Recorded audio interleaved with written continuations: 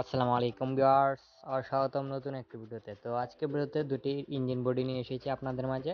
একটি হচ্ছে 185 মডেলের, যাকে 8.5 গুঁড়া বলে থাকে, এবং আরেকটি হচ্ছে 190 মডেলের, যাকে 10.5 গুঁড়া বা 10 গুঁড়া বলে থাকে। তো এটি হচ্ছে 90 মডেলের, এটি হচ্ছে হাউজিং এর সাইড। এদিক দিয়ে হাউজিংটা লাগবে, এদিকে লাগবে মোবিল পাম্প।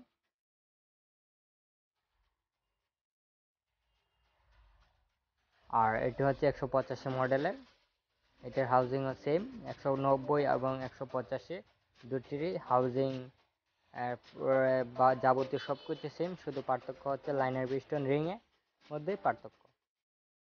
তো এটি হচ্ছে উপরের যে রেডিয়েটর সাইডটি আছে, রেডিয়েটর সাইড, এখানে রেডিয়েটর বসবে। আর এটি হচ্ছে লাইনার সাইড এবং হেড কভার, এখানে লাইনার বসিয়ে হেড লাগাতে হবে। এটি 90 মডেলের। 90 মডেলের যে লাইনারের কভারটি আছে, এটি একটু বড় 8.5-এর চেয়ে।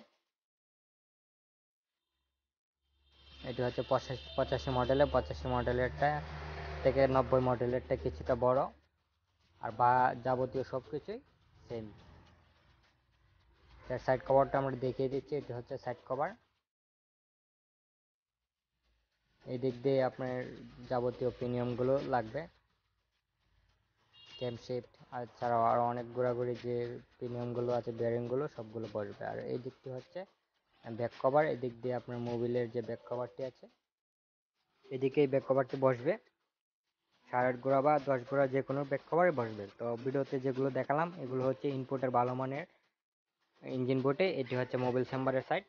তো আপনারা যদি দামগুলো জানতে চান তাহলে অবশ্যই আমাদের ভিডিওতে কমেন্ট করে নেবেন, তাহলে আপনারা সঠিক মূল্যটা জানতে পারবেন। তো ভিডিওটি ভালো লাগলে ভিডিওতে লাইক করবেন, চ্যানেলে নতুন হলে চ্যানেলটি সাবস্ক্রাইব করে সাথেই থাকবেন। ধন্যবাদ সবাইকে।